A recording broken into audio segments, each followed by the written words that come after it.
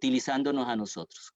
Ojalá que podamos poner nuestros oídos y nuestro corazón a estas peticiones.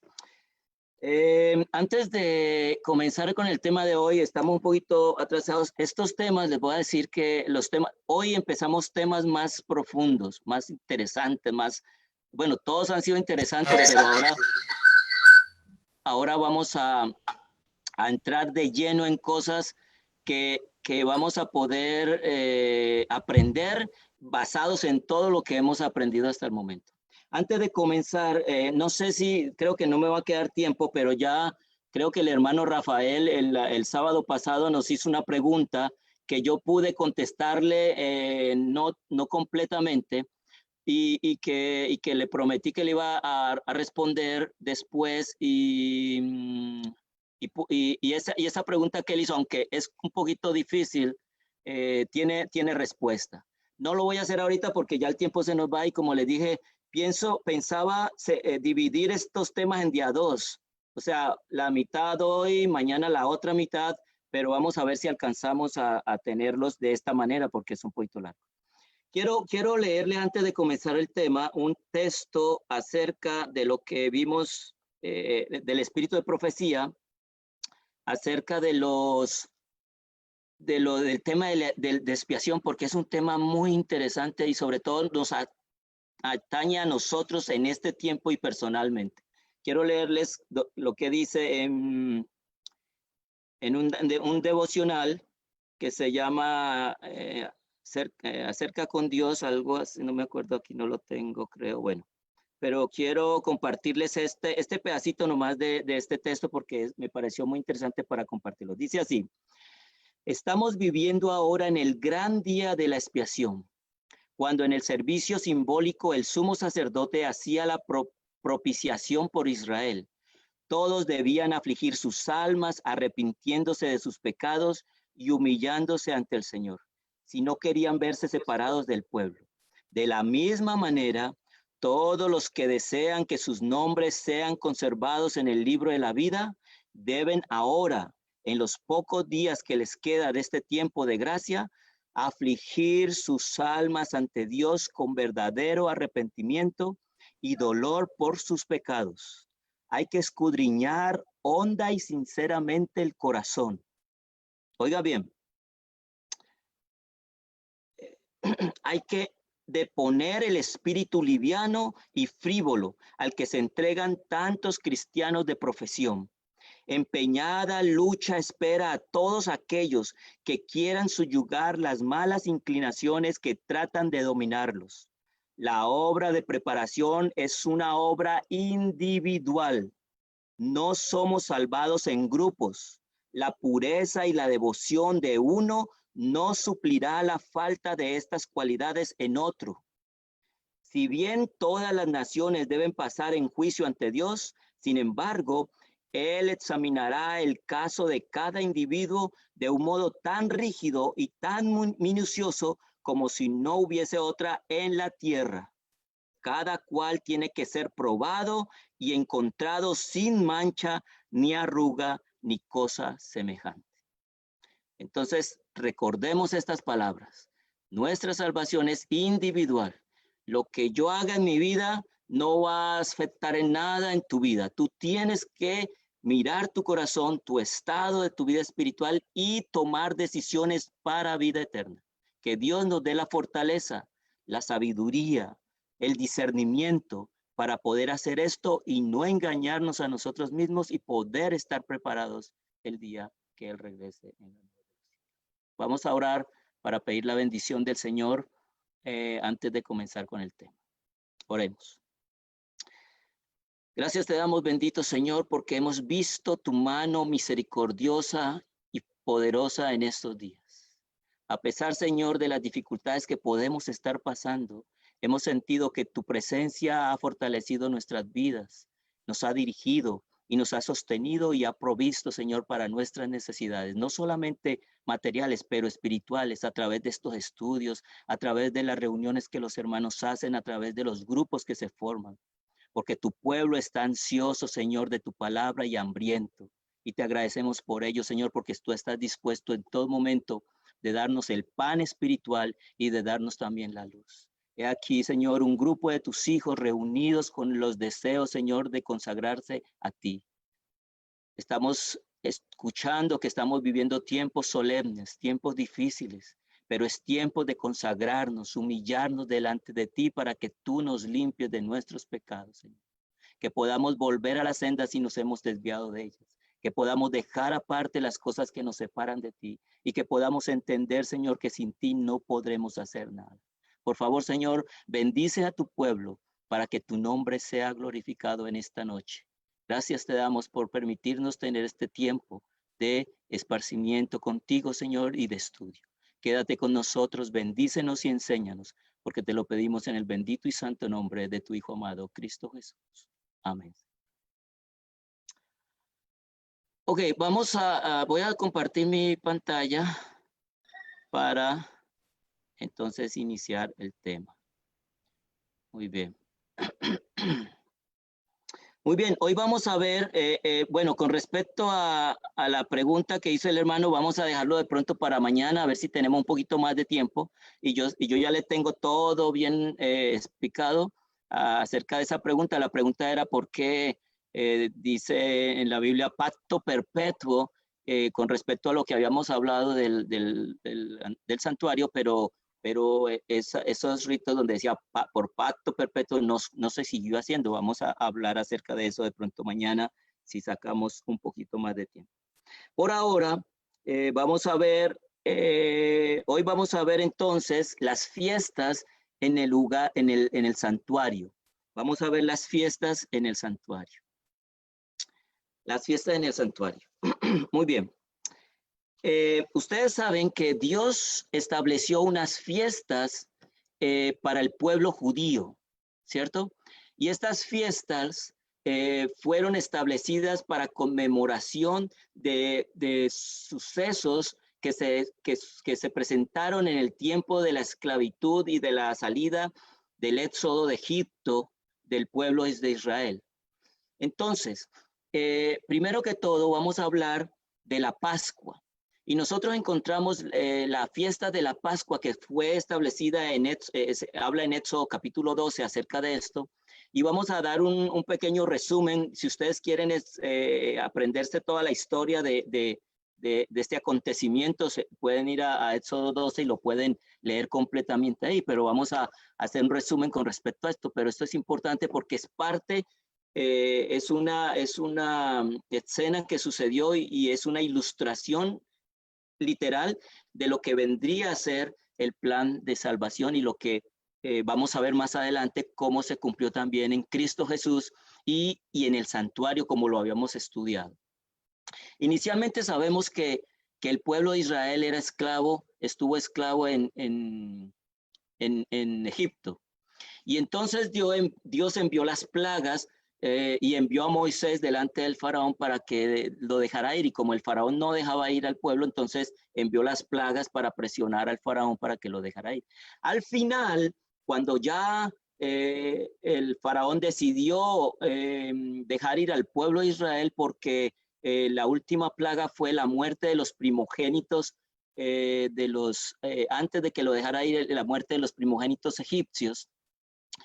Entonces, antes de que el ángel de Jehová pasara por la ciudad para matar a los primogénitos egipcios, Dios le dijo al pueblo de Israel, le dijo que debía colocar o esparcir en los lindeles de la puerta de las casas con hisopo, debía esparcir sangre de cordero. Y esa sangre de ese cordero precisamente fue la celebración de la Pascua. Así se llamaba esa celebración. La celebración de la Pascua consistía en que 10 días antes del día que se iba a establecer la Pascua, ellos debían separar un cordero sin mancha, sin fracturas ni nada, completo, perfecto. Lo debían separar y tenerlo hasta el día de la Pascua, que iba a ser el día en que el ángel de Jehová iba a pasar para matar a los primogénitos de Egipto. Entonces, lo que sucedió fue que ellos hicieron de esa forma. Quiero decirles algo antes de continuar, es que el pueblo de Israel, Dios le estableció al pueblo de Israel 7 fiestas, y esas 7 fiestas son las que vamos a ver cómo se cumplieron, cómo se establecieron y qué significan esas fiestas, porque Dios mandó a Israel, al pueblo de Israel, para guardar esas fiestas. Entonces, cuando hablamos cuando hablamos de la Pascua encierra 3 fiestas, que es inicialmente la Pascua, que es el sacrificio del cordero para poner la sangre en los lindeles. Después de la Pascua, al siguiente día vendría la fiesta de los panes sin levadura. Los panes sin levadura representaban representaban a Cristo sin pecado. Y luego de los panes sin levadura venían la fiesta de las primicias o de las gavillas mecidas. Esas 3 fiestas están dentro de la celebración de la Pascua, o sea que hacen parte de ella, pero son 3 fiestas separadas, pero cuando se habla de la fiesta de las Pascuas se refieren a las 3. Entonces, ¿qué sucedía? Vamos a leer un poco aquí para que comprendamos un poquito más acerca de esto. Dice, la sangre representa la vida, dice en Levíticos 17:11, y siendo la mismísima esencia del sacrificio, siempre era considerada como el símbolo especial de expiación para representar el sacrificio. Dado que el cordero pascual había de redimir la casa, en que en hebreo también significa familia, la señal de la expiación había de mostrarse bien visiblemente en las lindeles. Mire una cosa muy interesante. Como Israel estaba esclavo en Egipto, ellos no tenían templo. Ellos, estando esclavos en Egipto, ellos todavía guardaban el sábado. Todavía el faraón les permitía tener alguna de sus costumbres, pero ellos no tenían templo. Entonces, en cierta manera, esto que sucedió de la Pascua, las casas se convirtieron en cierta forma como el templo, porque en esas casas fueron donde se sacrificaron los corderos y se pudo colocar la sangre esparcida en los lindeles de las puertas. Miren bien, en Éxodo 12:22 dice, habla acerca de esto de la sangre puesta en los lindeles de la puerta. Dice que esta aspersión de la sangre del cordero pascual era un símbolo del sacrificio y de la expiación hechos por la muerte de Jesucristo. Esto se encuentra donde nosotros encontramos que esto que sucedió en Egipto cuando los israelitas sacrificaron el cordero y pusieron sangre en los lindeles para protegerse de la muerte de los primogénitos, se encuentra en Romanos capítulo 5, versículo 8 al 9. En varios pasajes de la Biblia nosotros podemos encontrar esa referencia de que esta Pascua o esto que se presentó aquí en Egipto es una representación, es el tipo de lo que vendría a suceder después cuando Cristo viniese y muriese por los pecados de la humanidad. O sea, él era el Cordero y desde allí se estableció esta fiesta para simbolizar lo que vendría a ser Cristo. Y en Romanos capítulo 5, versículos 8 al 9, precisamente habla de esto. Y hay otros pasajes que hablan de lo mismo, pero no vamos a leerlos. Yo de pronto se los doy ahorita y ustedes lo pueden escribir y lo leen después. Dice en Romanos 5, 8, 9. Mas Dios muestra su amor para con nosotros en que siendo aún pecadores, Cristo murió por nosotros. Pues mucho más, estando ya justificados en su sangre, por él seremos salvos de la ira. O sea que somos justificados por la sangre de Cristo. Hay otro texto que se encuentra en Primera de Pedro, capítulo 1, versículo 2, que habla un poquito más claro acerca de lo que sucedió en Egipto con la fiesta de la Pascua. Dice, elegidos según la presencia de Dios, Padre en santificación del Espíritu, para obedecer y ser rociados con la sangre de Jesucristo. Gracia y paz os sean multiplicadas. Si ven que aquí habla de rociamiento, o sea, se rociaba la sangre del cordero, que era que representaba a Cristo, que iba a rociar la sangre a todos los pecadores para limpieza y para la limpieza y salvación del pecado. Una cosa interesante es que ¿por qué se utilizaba el hisopo? El hisopo era una especie, no sé si ustedes lo conocen, pero una especie de brocha. Entonces se esparcía con eso porque el hisopo simboliza purificación, es una símbolo de la purificación, por eso es que se usaba el hisopo. Y en la época de los israelitas, cuando celebraron la Pascua, utilizaron hisopo. Dios le mandó para que utilizaran el hisopo. Vamos a seguir leyendo acerca de esto para que ustedes puedan comprender mejor. Dice así: debe advertirse que ninguna sangre era aspersada sobre el umbral de la puerta. O sea que la sangre no se podía poner en el suelo, en la parte de abajo, porque no se podía pisar esa sangre era sagrada, solamente se podía poner en los lindeles. Entonces, mire lo que dice aquí con respecto a esto. Dice, quizás en armonía con el pensamiento de que un hombre no debe hollar con sus pies al Hijo de Dios, ni considerar como inmunda la sangre del pacto en la cual fue santificado. Esto se encuentra en Hebreos capítulo 10, versículo 29. Que la aspersión con la sangre había de ser considerada como un acto de purificación es evidente porque se usaba un manojo de hisopo para ese propósito. Y la aspersión con hisopo se ordena únicamente en relación con la purificación. O sea que en varias partes de la Biblia, se utiliza el hisopo en ceremonias que se presentaban para la purificación de las personas. Eso lo encontramos en Levíticos capítulo 14, versículos 49 al 52, también en Números capítulo 19, versículo 18, Salmo 51, 7, ¿ok? Para que lo tengan presente. Ok. Entonces, habíamos dicho que eso que hacía, o sea, donde se estableció la Pascua, representaba entonces la muerte de Cristo, el cordero que era sacrificado, su sangre en los lindeles como purificación y perdón. Dice en 1 Corintios 5:7, limpiaos pues de la vieja levadura para que seáis nueva masa, sin levadura como sois, porque nuestra Pascua, que es Cristo, ya fue sacrificada por nosotros. Entonces ahí está más que claro en el sentido de que la Pascua representaba también la muerte de Cristo. Ahora vamos a ver otra cosa más.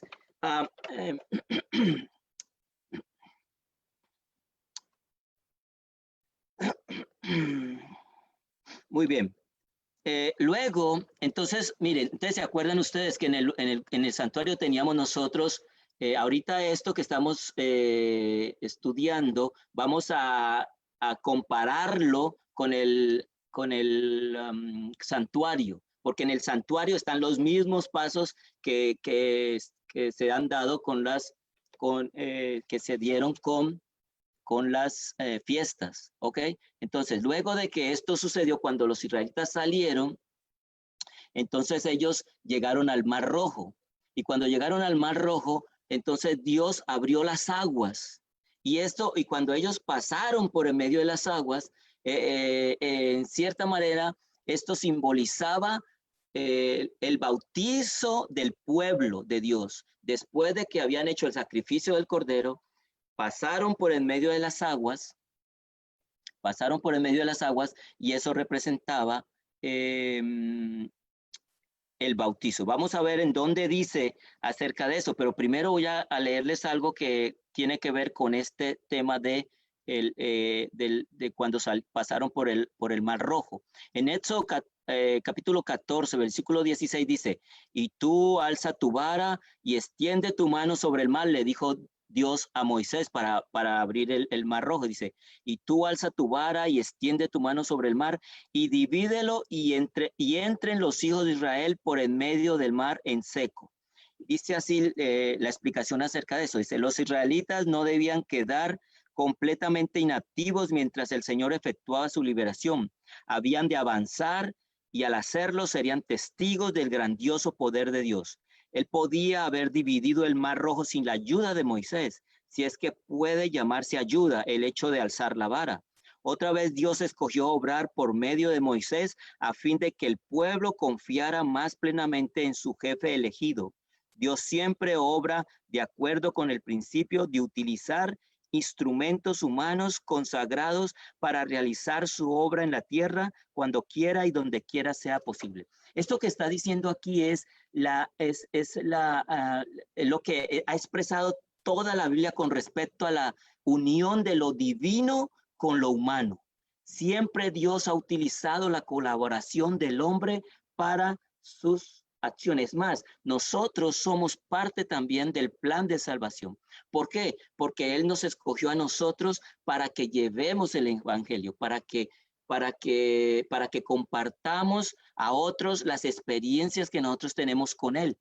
Él podría haber enviado a sus ángeles para predicarle a todos, pero Él nos, como dice en 1 Corintios capítulo 4, que dice que Él nos escogió a nosotros como vasijas de barros para que la honra sea solamente de Él, porque nosotros somos como vasijas de barros débiles, pero en nuestra debilidad es que Él se glorifica, porque por medio de nosotros Él actúa, y entonces al final nos damos cuenta que es Él el que hace las cosas que suceden en nuestra vida, y que también sucede cuando llegan más personas a la iglesia o más personas a los pies de Dios. No es porque nosotros tengamos la capacidad, la habilidad, simplemente porque confiamos en el Señor, actuamos por fe en Él, y Él, unido a nosotros, entonces quiere que hagamos la obra para que dé frutos, para que demos frutos.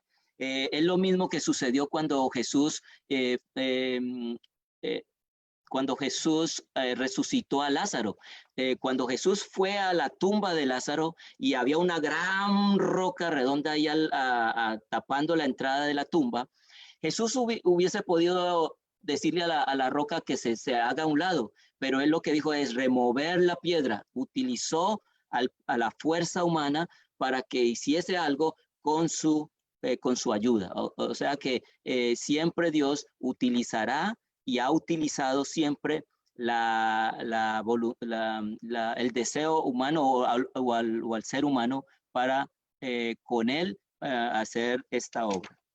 Ahora, esto que estábamos diciendo acerca del Mar Rojo representa el bautizo. Primero ya les dije, primero el sacrificio del Cordero, que es la expiación la expiación de los pecados, y luego el atravesar el Mar Rojo era el bautizo. ¿Y dónde encontramos eso? Hay un texto que dice claramente acerca de esto. Miren lo que dice en 1 Corintios, capítulo 10, versículos 1 al 2. Dice, porque no quiero, hermanos, que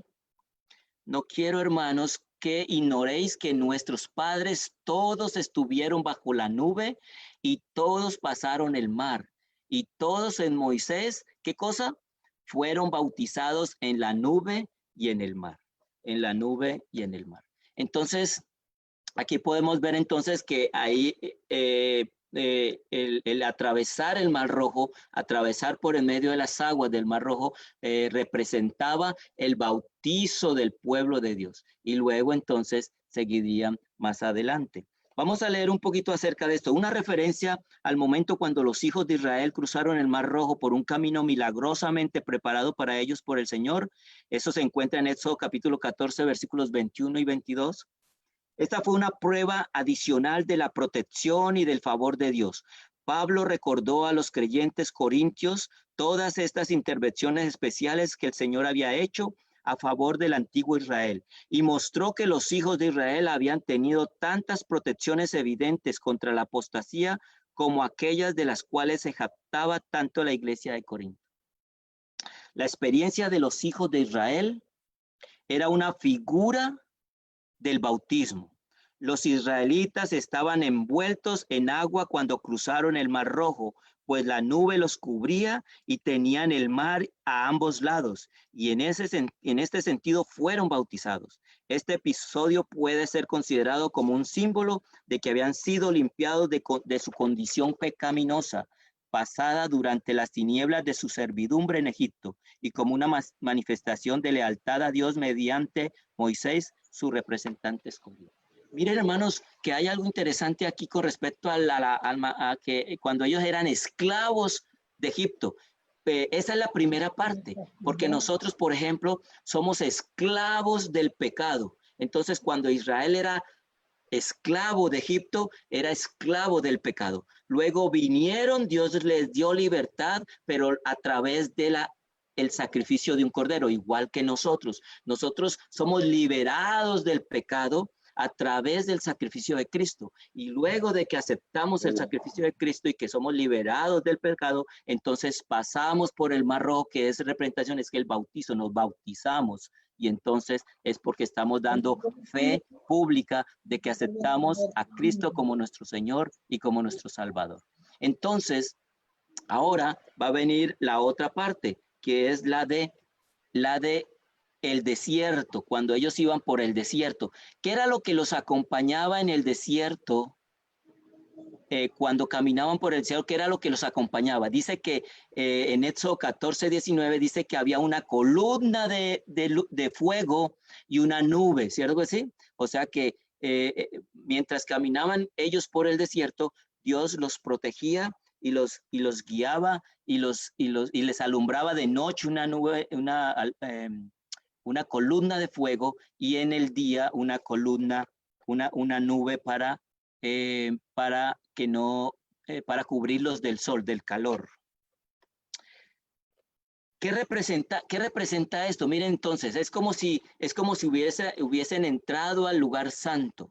En el lugar santo encontramos el altar de incienso que llenaba de humo el lugar, de humo, que es como una nube de humo, y tenemos también el candelabro de oro, que era el que daba la luz. Y acuérdense que nosotros cuando estudiamos eso, dijimos que el candelabro de oro representaba al Espíritu Santo, que guiaba en el tiempo del pueblo de Dios, guiaba a su pueblo dándole luz. Dios en el desierto proveyó de luz al pueblo de Israel en el desierto en las noches y cubrió con una nube en el día. Acerca de eso. Eso se encuentra en Éxodo 14:19, y en Éxodo 14:19 dice: y el ángel de Dios que iba delante del campamento de Israel se apartó e iba en pos de ellos, y asimismo la columna de nube que iba delante de ellos se apartó y se puso a sus espaldas. La presencia divina manifestada en la columna de nube es llamada Jehová en el versículo 24, y en el pasaje del capítulo 13:21. Pero aquí el ángel de Dios, pero aquí en este pasaje 14:19 se le llama el ángel de Dios. ¿Por qué es esto así? Porque en el pasaje anterior, en los pasajes 13:21 se le llama Jehová, pero en el pasaje del 14:19 se le dice el ángel de Jehová? Bueno, porque definitivamente el ángel de Jehová es Cristo Jesús, y a Cristo Jesús también se le llama como Jehová. O sea que el que realmente estaba guiando a Dios en el desierto y el que estuvo siempre con ellos era Cristo mismo, pero nosotros sabemos que Cristo era Dios, o sea, era Dios, no el Padre, sino el Hijo, pero el Padre, el Hijo y el Espíritu Santo son Dios. Entonces, por eso, en algunos pasajes, a ese mismo personaje que estaba allí en la nube de fuego y en la nube, en la columna de fuego y en la nube, se le llamaba en algunas partes Jehová y en otros el ángel de Jehová. Escuchen.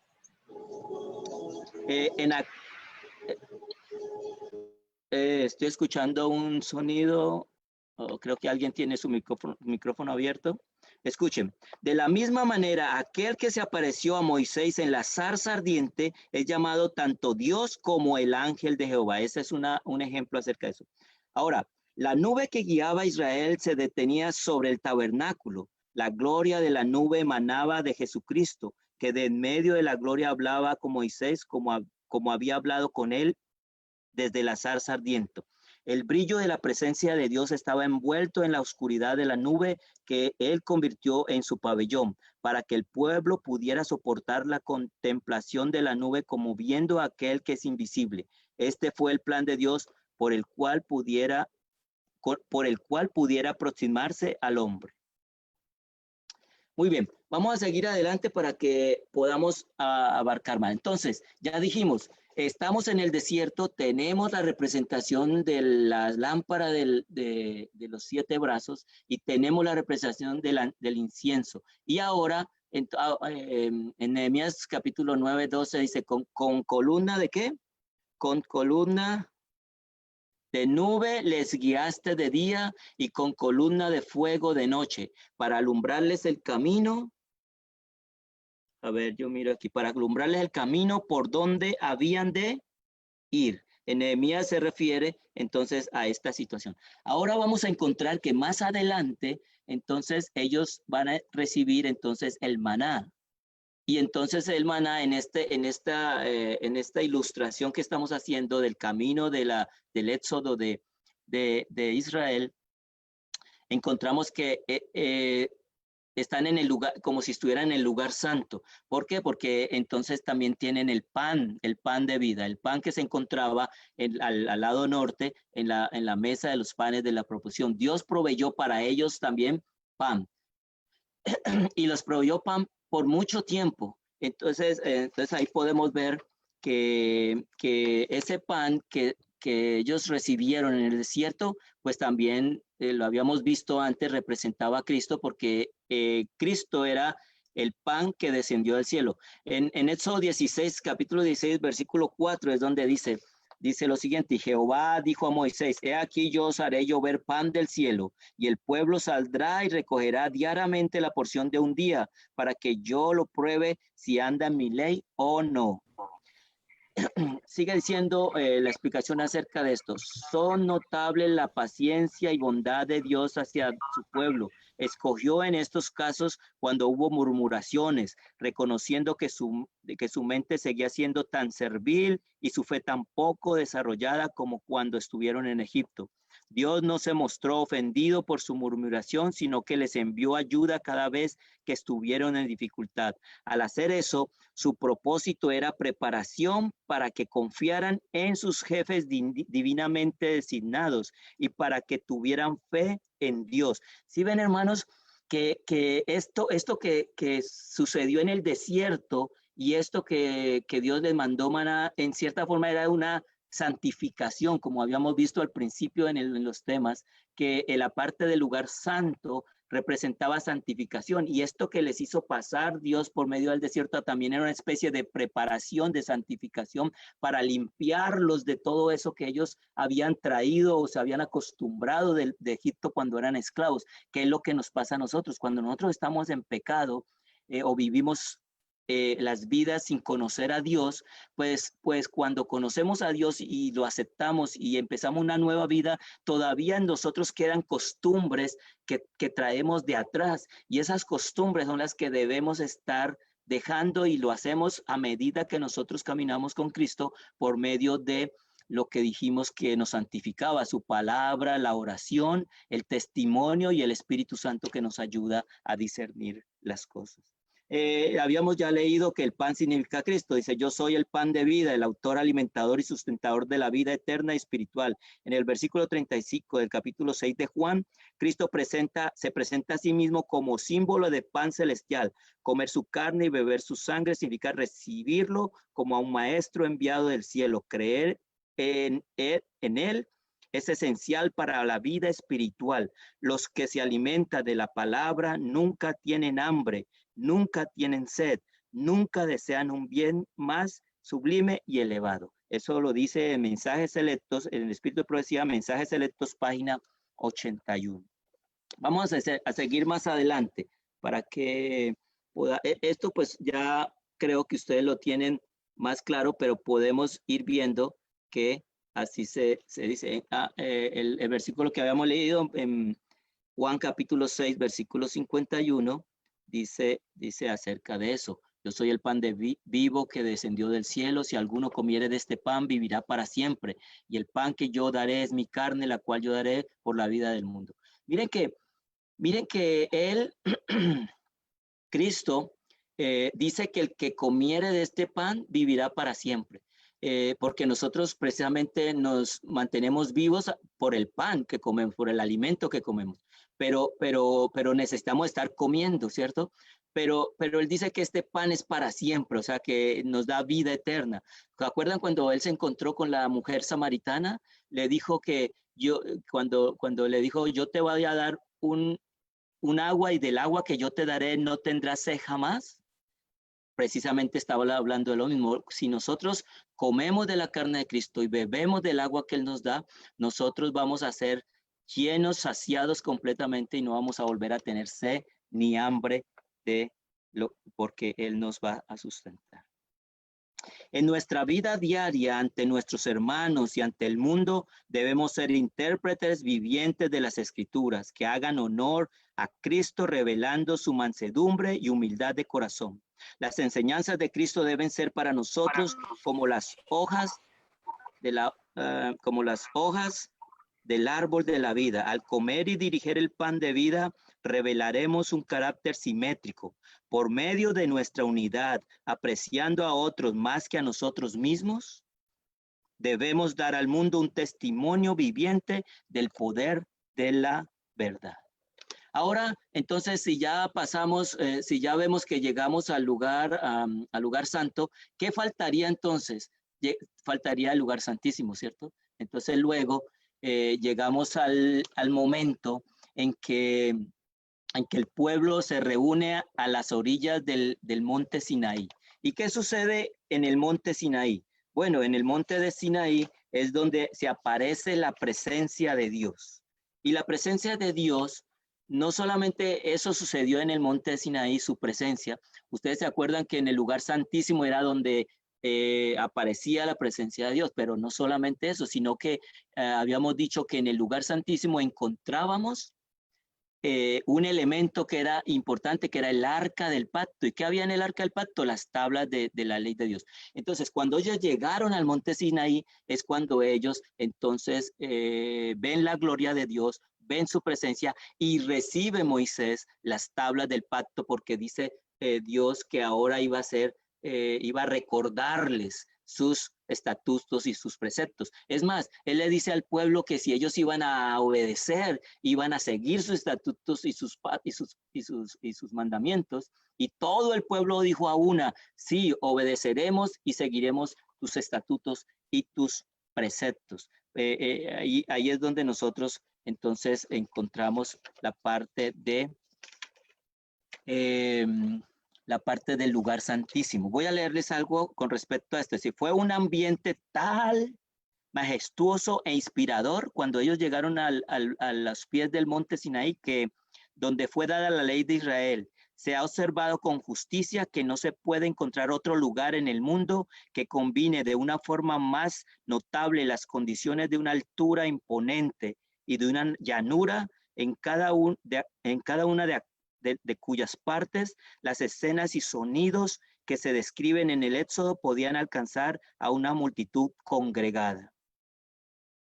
El aislamiento de su ubicación permitía que el pueblo estuviera a solas con Dios, lejos de todo lo que desviara su pensamiento y atención de las cosas divinas. Durante más de 11 meses, Israel había de permanecer en el Sinaí.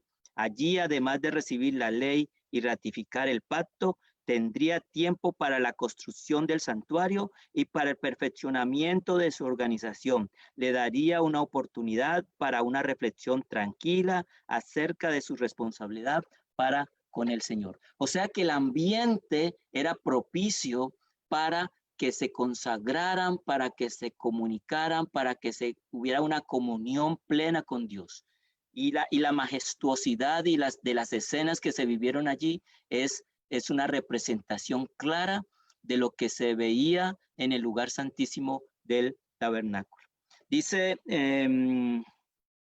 permítanme, yo les leo, en Nehemías capítulo 9, versículos 13 al 14, dice así. Nehemías capítulo 9, versículos 13 al 14.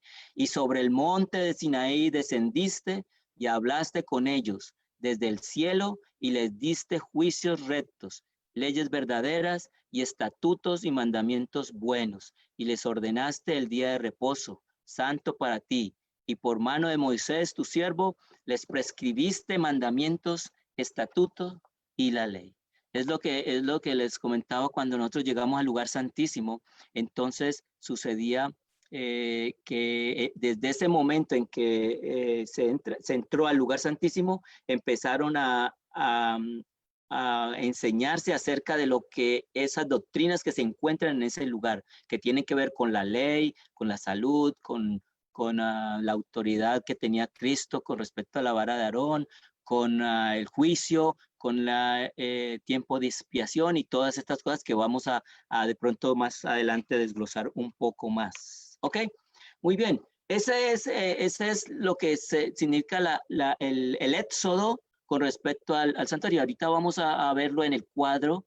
Todavía tenemos tiempo. Vamos a verlo en el cuadro que teníamos ahora. Pero quiero que veamos entonces el calendario hebreo. El calendario hebreo simplemente empezaba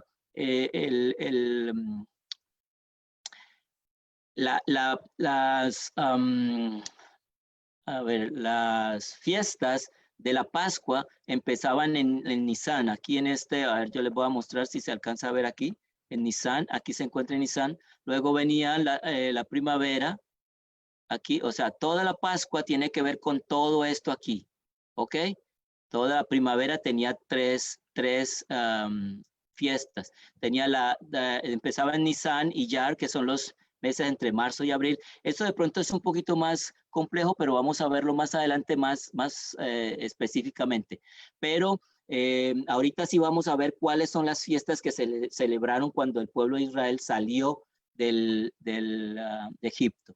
Les dije yo a ustedes que tenía Israel 7 fiestas. Aquí podemos ver que hay las fiestas que vienen a ser las de la Pascua que encerraban aquí, la de la Pascua que encerraban los panes sin levadura y también la fiesta de las primicias. Aquí en la parte de arriba, a ver, yo les muestro, en esta parte de arriba dice aquí cómo se llamaban, dice fiesta de la Pascua, fiesta de los panes sin levadura y fiesta de las primicias, ¿ok? Y después, unos meses más adelante, como unos 50 días, un mes más adelante y medio, 50 días, se celebraba la fiesta del Pentecostés, que era en el mes de Sivan, entre mayo y junio es probablemente. Luego vería el verano y en el verano no hay fiestas. Mire que toda esta parte de aquí no hay fiestas. ¿Hasta dónde? Hasta Tisri, que es entre septiembre y octubre, que se celebraban la fiesta de las trompetas y el fiesta del perdón. ¿Se acuerdan que nosotros vimos en el tema de la expiación, vimos que se tocaban las trompetas 10 días antes de que empezara el día de expiación? Bueno, pues esa era la fiesta de las trompetas que empezaba 10 días antes de la expiación y luego a los 10 días empezaba en Tisri a mediados de octubre, empezaba la fiesta de Yom Kippur, que era la fiesta de la expiación, y luego ya viene la fiesta de los tabernáculos. Vamos a ver más adelante. Entonces, ahora sí, miren, escuchen. Todavía tenemos tiempito y vamos a seguir, posiblemente a terminar con lo que acabamos de ver, pero en el santuario. Entonces, dijimos, lo primero, las fiestas del Señor en el ciclo de 7 meses, el ciclo de 7 meses. El primero encontramos entonces en la parte de aquí, la parte de abajo, podemos ver entonces la Pascua, que celebraban los judíos, que celebraron los israelitas cuando salieron de Egipto. La Pascua sabemos que se celebró en el altar del sacrificio que está aquí. Luego venía el lavacro. ¿Y qué se celebraba en el lavacro? ¿Qué simbolizaba el lavacro? Bautizo, ¿cierto? El bautismo. Entonces representaba cuando el pueblo de Israel pasó por el Mar Rojo. Luego en el lugar santísimo, en este lugar, entonces encontramos que están la lámpara, y el altar de incienso, que representaban entonces cuando pasaron por el desierto, Dios todavía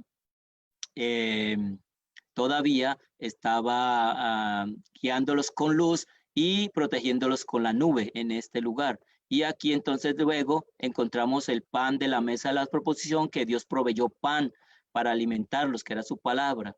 ¿Ok? Y al final entonces encontramos al final encontramos entonces en esta parte de aquí, encontramos la presencia, se manifiesta Dios en el monte del Sinaí con gran gloria y majestuosidad y entonces entrega la ley de Dios. Aquí en este lugar, entonces entrega la ley de Dios. Muy bien, ese es el resumen del Éxodo. Ahora vamos a ver entonces lo que hablamos de las fiestas. En la parte de arriba vamos a ver acá que habían cómo cómo se celebraban las fiestas. Entonces, en la primera parte de este gráfico que tenemos, vamos a ver que este sería el tipo. El tipo significa que es la parte literal, las fiestas literales, y luego vamos a ver cómo esas fiestas literales que se celebraron representaban a Cristo y cómo en Cristo se cumplieron. Entonces, ahorita vamos a ver que aquí en esta parte, entonces vemos allí que está la Pascua, se celebra la Pascua y vamos a leer, si podemos, un poquito, aquí vamos a leer un poquito acerca de dónde podemos encontrar acerca de esto. En Ezequiel, no la alcanzo a ver aquí, la fiesta de la Pascua se encuentra en Levíticos capítulo 23, versículos 4 y 5. Y en Éxodo 12, 1 al 14. La Pascua se iniciaba, escuchen bien, esto es importante porque las fechas donde se celebraban las fiestas tienen mucho que ver con el cumplimiento de lo que Cristo hizo. O sea que cada día cuando Dios estableció la fiesta en ese día también Cristo lo cumplió en ese día. Por ejemplo, la Pascua se celebraba el día 14 de Nisan, ¿ok? Recuerden eso, el 14 de Nisan se celebra la Pascua o el sacrificio del Cordero. Ahora, el día 15, que es día después, se celebraba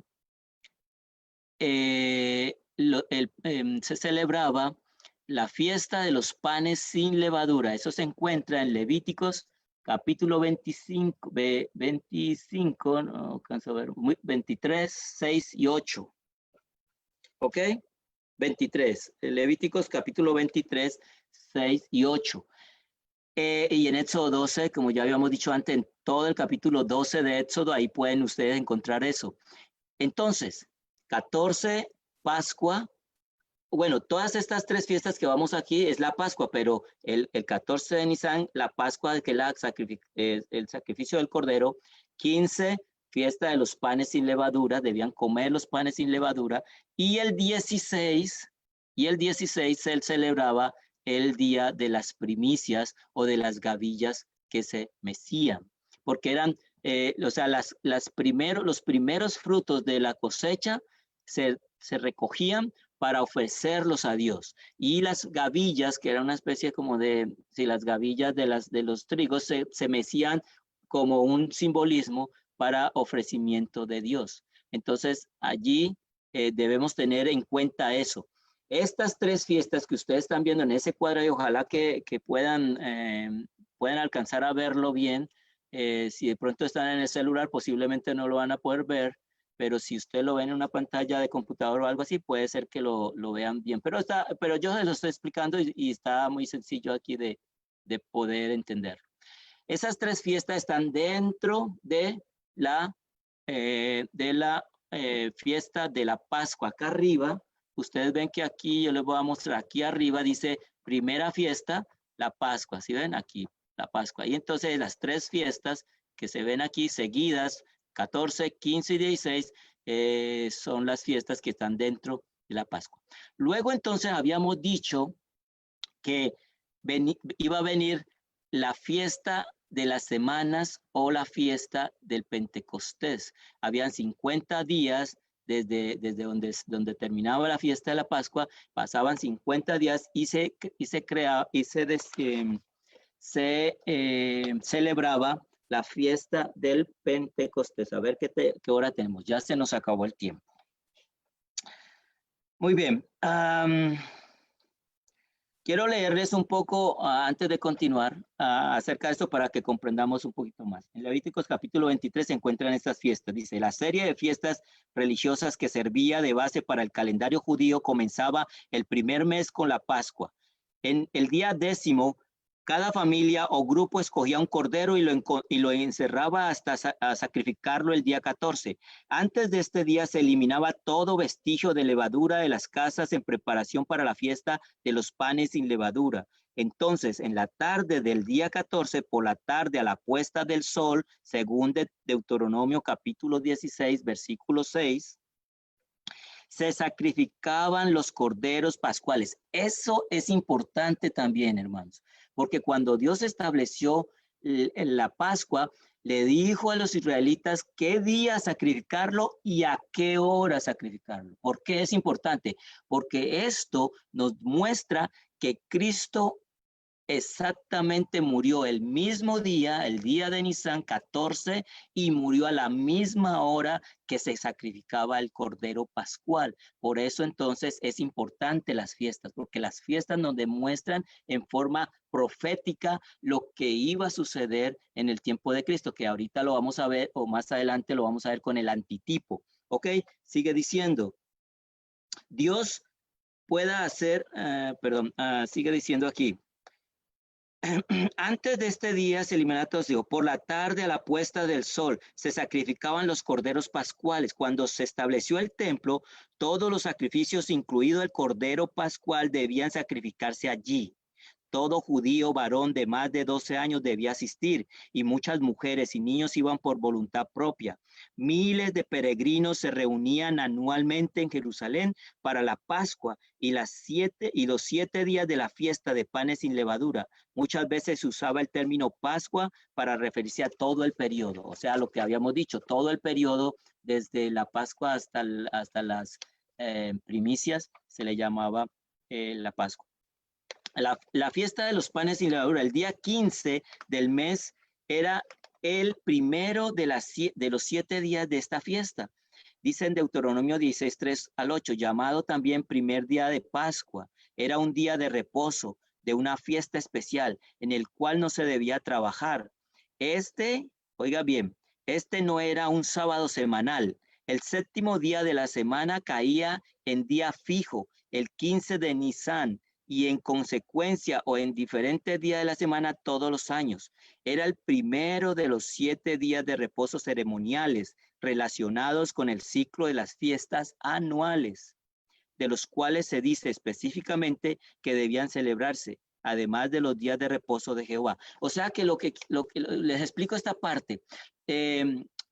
Nosotros sabemos que Dios dejó el sábado como día de reposo, ¿cierto que sí? Y ese día de reposo sábado era el día que se celebraba constantemente cada 8 días. Pero en las Pascuas, en las fiestas, había unos días sábados que eran ceremoniales, que es los que estamos viendo ahorita. Esos días sábados ceremoniales se celebraban una vez al año, porque la Pascua se celebra una vez al año, los primeros días del mes de Nisan. El 14, desde el 14. Entonces, normalmente la fiesta de los panes sin levadura se celebraba el sábado, se iniciaba el sábado y ese sábado era consagrado. Entonces, esos días continúan. Entonces, esos son los que se llaman los sábados anuales, que tenían que ver con la ceremonia, pero no el sábado semanal, que es el que guardamos todavía nosotros y que fue desde la creación,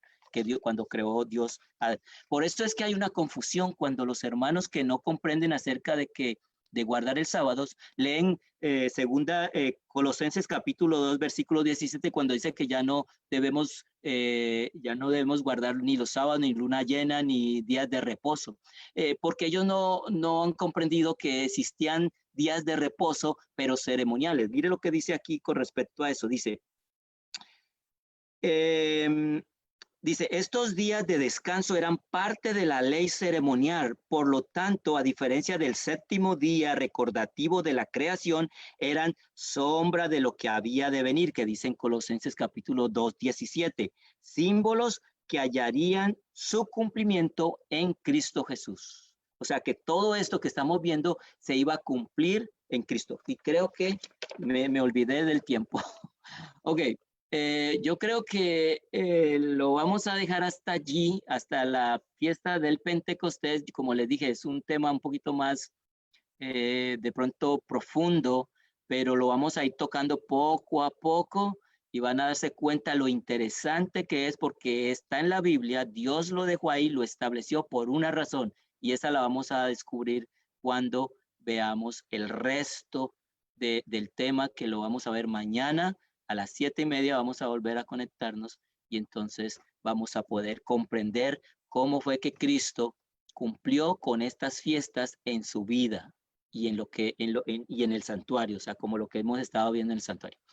Aquí estamos viendo entonces la Pascua, el altar de sacrificio, los panes sin levadura, luego viene la fiesta de las primicias, que es, vamos a verlo después, mecer las gavillas, y luego a los 50 días van a darse cuenta que el día del Pentecostés es cuando Cristo sube al cielo. Ok, mis hermanos, espero que hayan puesto atención, que hayan comprendido un poco más. A mí me gustaría que a medida que vamos dando los temas, ustedes si no entienden algo, apunten las preguntas, así como hizo el hermano el otro día, con la pregunta que me hizo el sábado, apunten las preguntas y yo les puedo posiblemente dar la respuesta a las inquietudes que ustedes tengan.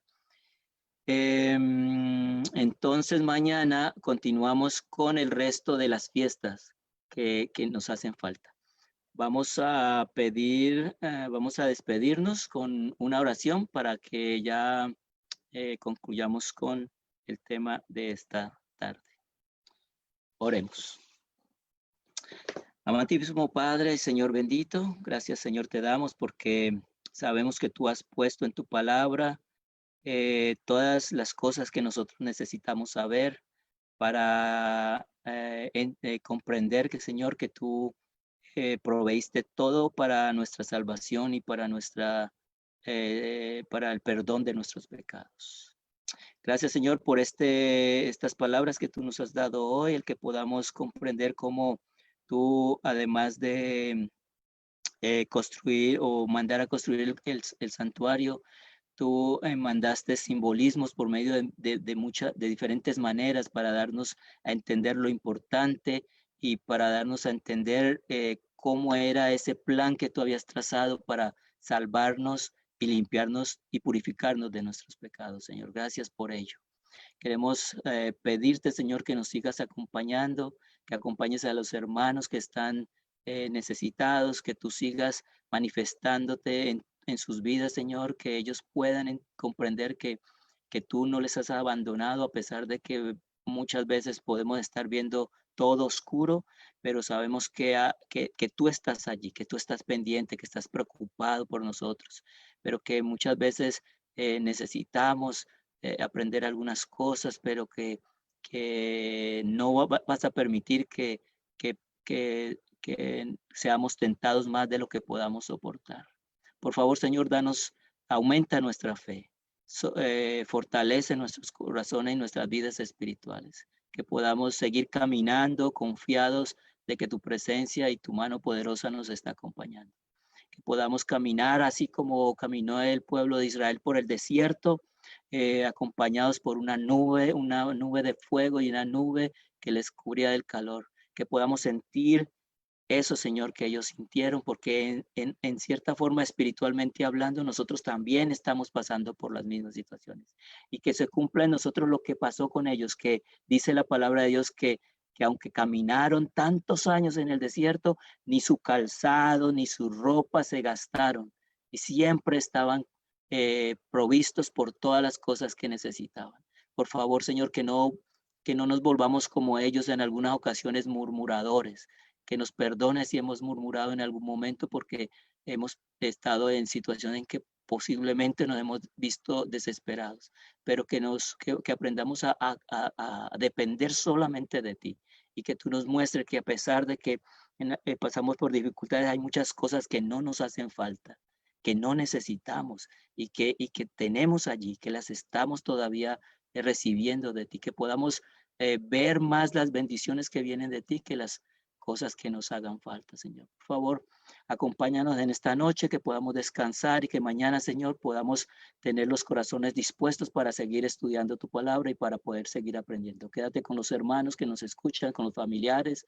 que están deseosos de aprender más de ti. Todo te lo pedimos y agradecemos en el bendito y santo nombre de Cristo Jesús. Amén, Señor. Ok, mis hermanos, agradecidos con ustedes por su atención. Esperamos que tengan una feliz noche, que descansen y vamos a seguir orando por las peticiones, por los hermanos necesitados y vamos a poner en las manos de Dios este programa que se ha propuesto para que Dios provea por medio de los hermanos. Ok, que Dios me los bendiga, mis hermanos. Bendiciones para todos.